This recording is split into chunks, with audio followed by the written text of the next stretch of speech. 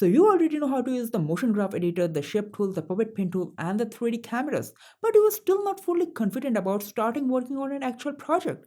Trust me, I was also in a similar situation when I was starting my animation journey. So this is the final lesson of the After Effects series where we're going to implement all the techniques that we have learned till now in the last 17 lessons and animate an entire scene like this.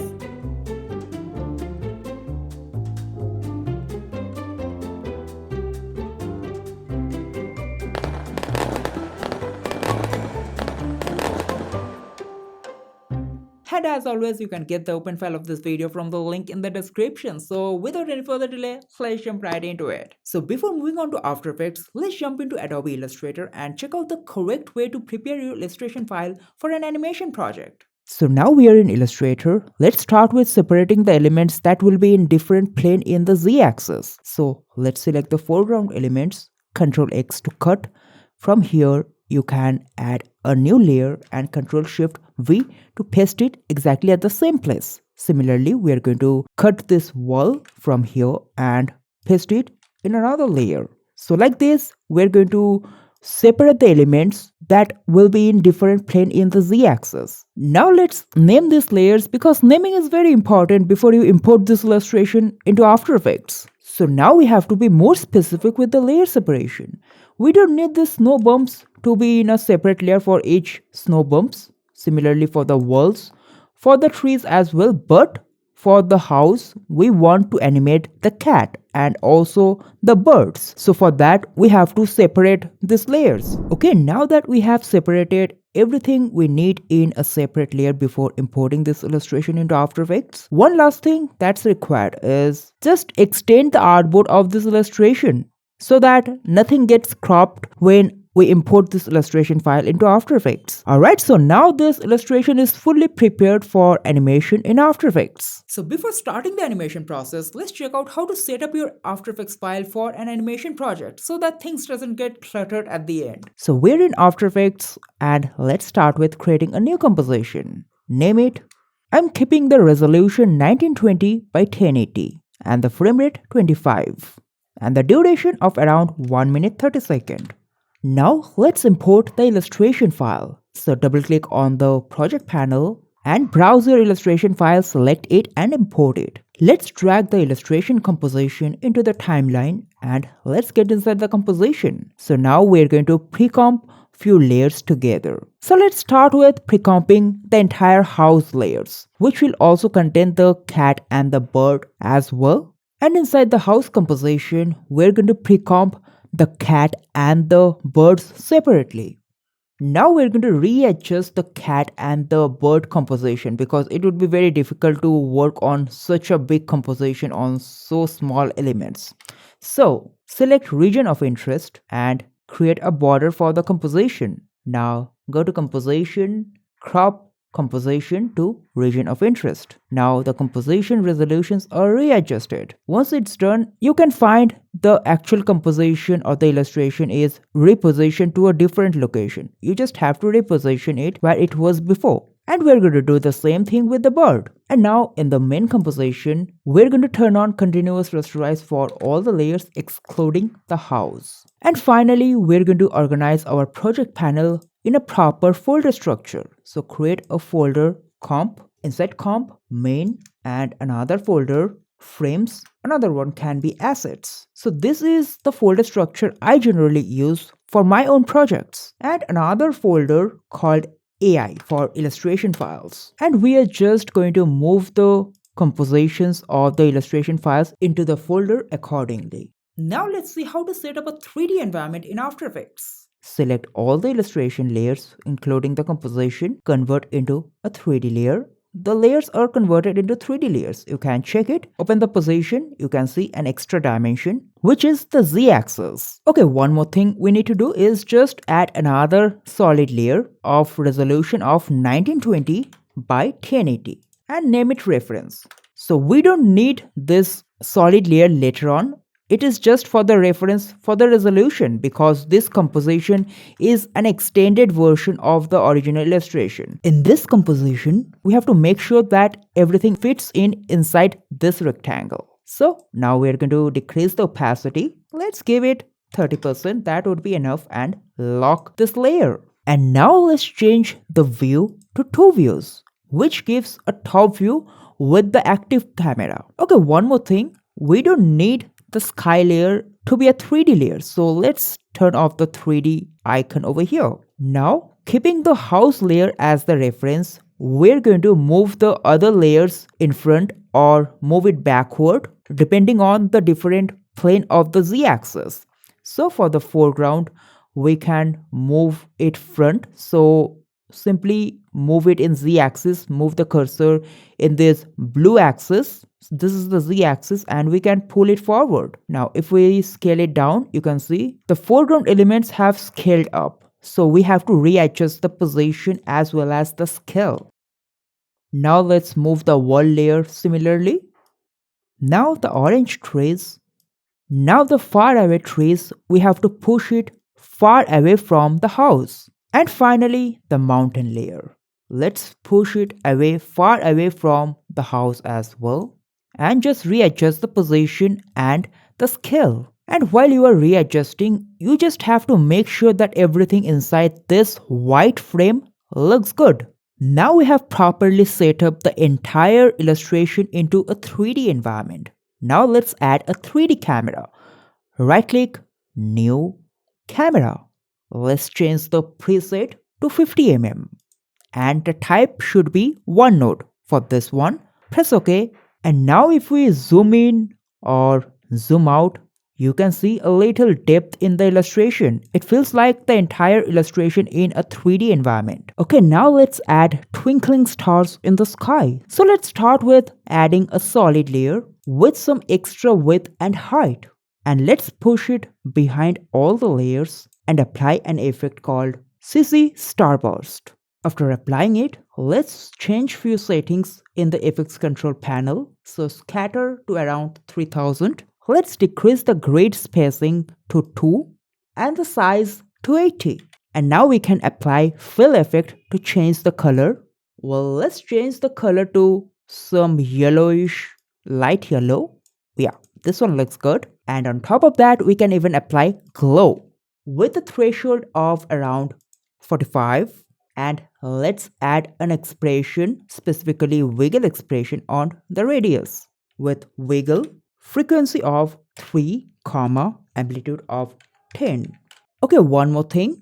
We need to change the speed to 0 because we don't need any movement in the stars because by default it is going to have a zoom in animation. So we're going to add 0. Okay, now we're going to duplicate this layer one more time, push it behind the layer 1 and let's vary the settings of the starburst. So let's give the phase 90 and let's change the size to 90. Also, I would like to change the color and you have another variation of the star. Let's do it again and this time let's change the scatter to 3100, phase to -87 and size to 100. Also, let's change the color and now we are going to parent the other two star layers with the first layer.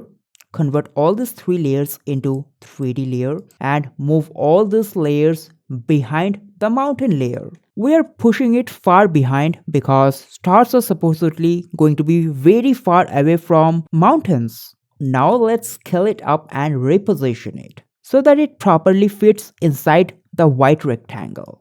And now let's add some snowfall. Let's start with adding a new adjustment layer. And let's change the layer settings and increase the width and the height. And let's rename.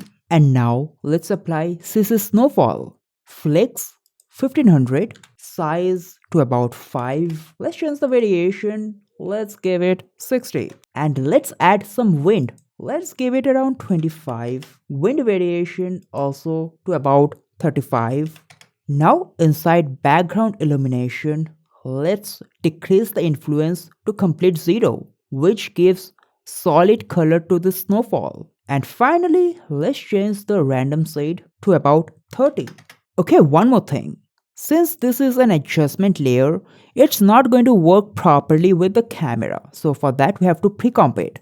So pre-comp, and while you are pre-comping, make sure you are checking this one. Move all attributes into the new composition and name it snowfall. And now let's change the composition settings and increase the composition height. And let's add a solid layer with a black color background.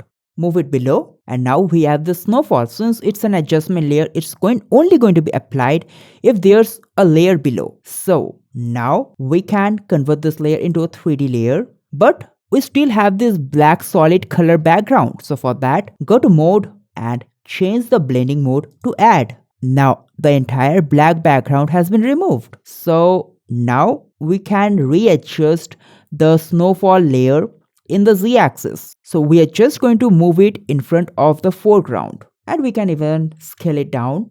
Okay, now the work with the two views are done. Now we don't need the top view anymore, so let's change it back to one view. And we don't need this reference as well, so let's turn off the visibility. And now we are going to learn how to animate a 3D camera in After Effects. So let's open the position and separate the dimension of the cameras, and we're only going to work with the Y and the Z axis. So let's add keyframes on these two properties. And now let's jump on to around 5 seconds or 5 seconds 20 frame. So we're in 25 fps.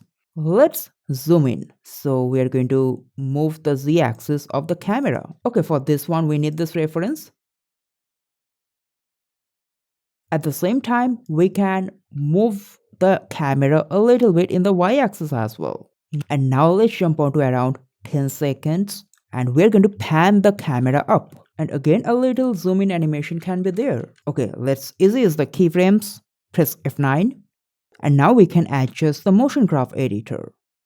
So let's preview the entire animation from the main composition. And here you have it.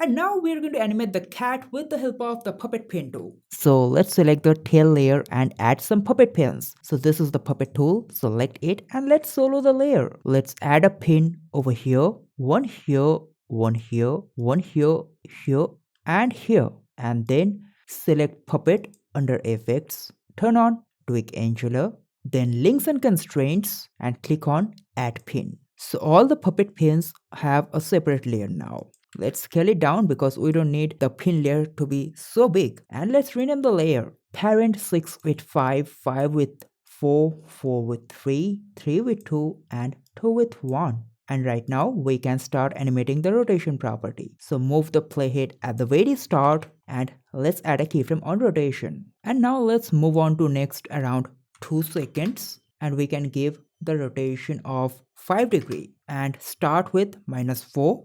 And then again move on to next 2 seconds and copy and paste the initial keyframe, easy it, and add the loop expression, which is loop in plus loop out minus the value. And now we can copy and paste this set of keyframes to the other layers with the expression and just offset it to add some follow through. So here we have the cat animation waving the tail.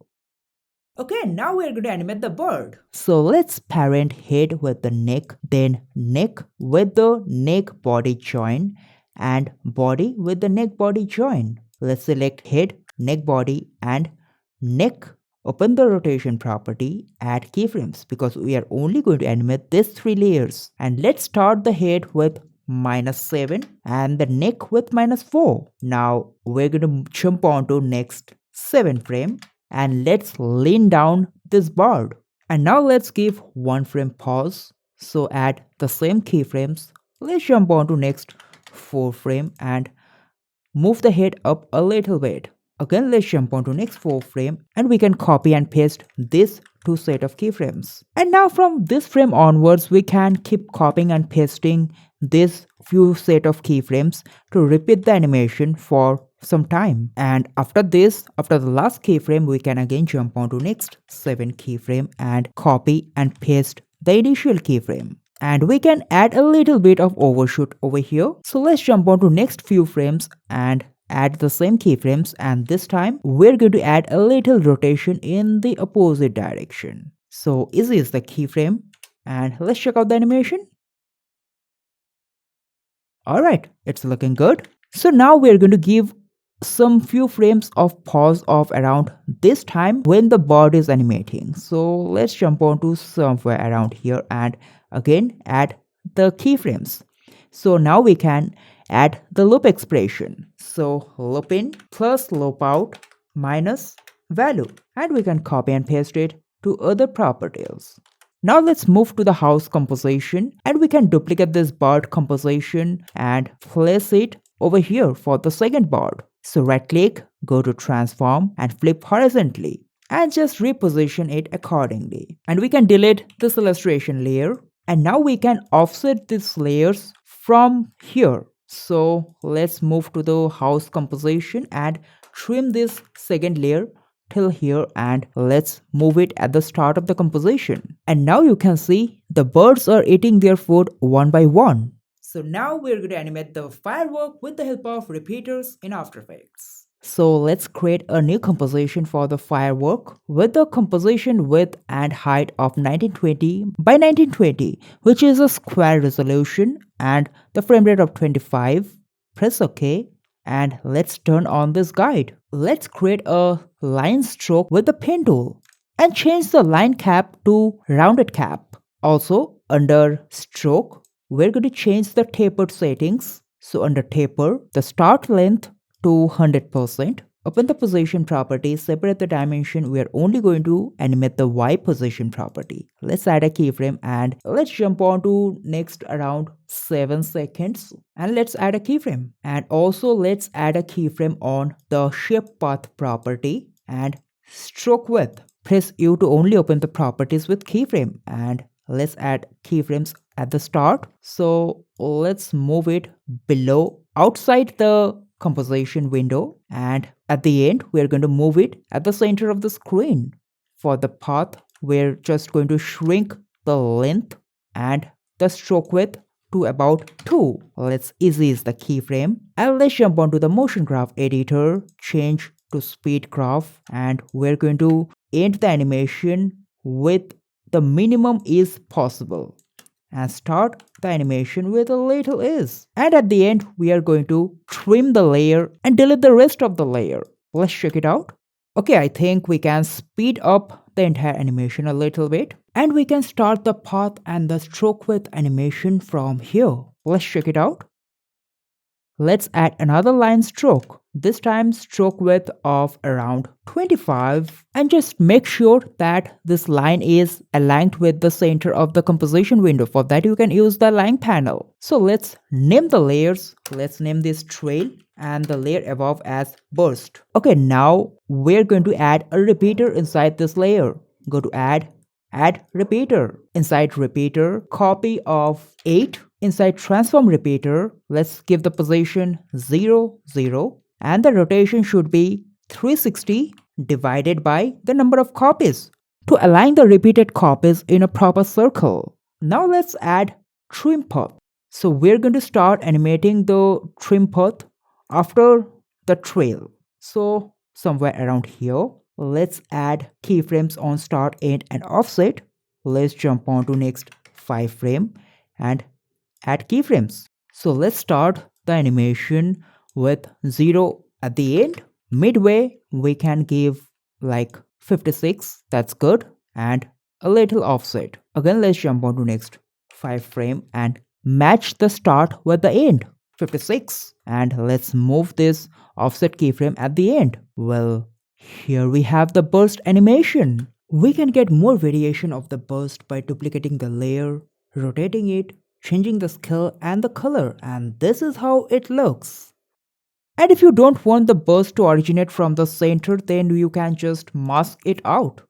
So when you are masking a shape layer, make sure to turn on this tool creates mask and just invert the mask. Okay, now let's add a circle pop-up, which is going to originate after the burst. So from here we can add a circle and let's give the color yellow. So let's add a keyframe on scale, one keyframe on the stroke width, and another one on opacity. So we're going to scale it from 0, and we're going to start with the stroke width around 50 or maybe 100 and further scale it down. And let's jump on to next 25 frame and we're going to scale it up. And at this point, we're just going to decrease the stroke width to maybe 2 and decrease the opacity to 0. And we're not going to animate the opacity from the very start. Let's move it over here, and easy is the keyframe, and move to the motion graph editor, and at the end we are going to add an ease and start with minimum ease possible. Let's check it out. Okay, the circle pop-up is delayed too much, so I think it can start from here. And let's decrease the stroke width. I mean 100 is too much. Let's give it 50 and let's check. Yeah, this one looks good. And finally, we're going to learn how to animate text in After Effects. So let's import the text illustration file. So we're going to retype this happy text. So let's select the text tool and type. So the font here I have used is Apparat and the font style is Hairline. And then just reposition it. And now we're going to add a mask. So let's turn off the visibility of the second text and let's select the ellipse tool and make an ellipse over here. So we're going to make this text in a curved path. So for that, we're going to use this mask. So inside text, inside path options, change this to mask 1. And then you can reverse the path. And now just adjust the first margin and the last margin. And here we have the happy text in the curved path. And now let's add an animator opacity for the happy text. The opacity 0. Then under range selector, let's add a keyframe on start. Let's jump on to next 15 frame and add a keyframe. So we're going to animate the start from 0 to 100% and advanced. Under advanced, we're going to give the smoothness completely 0 or maybe around 40%. Yeah, this one is looking good. And the next one is the holiday text. So for the holiday text, it's in complete stroke format. So we can just change this to a shape layer and we can simply animate it with the help of trim paths. But the font style I have used for this text is Absolute Beauty Script Bold. So after selecting the font style, I have traced the entire text with the pen tool to change the entire text into stroke format. And now we can just add a trim path for all the layers. So let's select the line of this edge, add a trim path and add a keyframe on end, and let's jump on to next 12 frame and let's add a keyframe. So let's start the end from 0 and press F9. So we're going to jump onto the motion graph editor and ease it at the end and start very fast. Here we have this writing effect, and like this we are going to add trim path for all the other layers of this text, and this is how it's going to look like.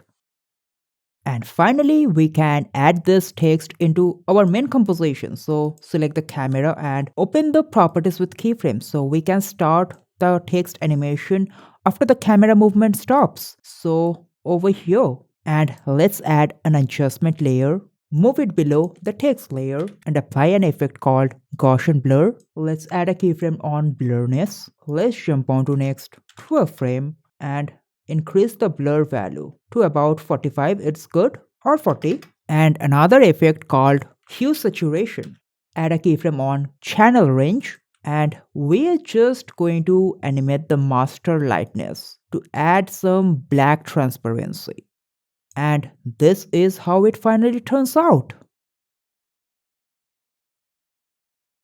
Alright, so that is it for this video. I hope you learned something new that you can use in your future projects. So if you like the video, then make sure to hit the like button. If you have any doubt regarding the techniques, then make sure to comment down below. I would be happy to help you out. And if you're here for the first time, then make sure to subscribe the channel and hit the bell notification button to stay notified for all the future updates. Until then, goodbye.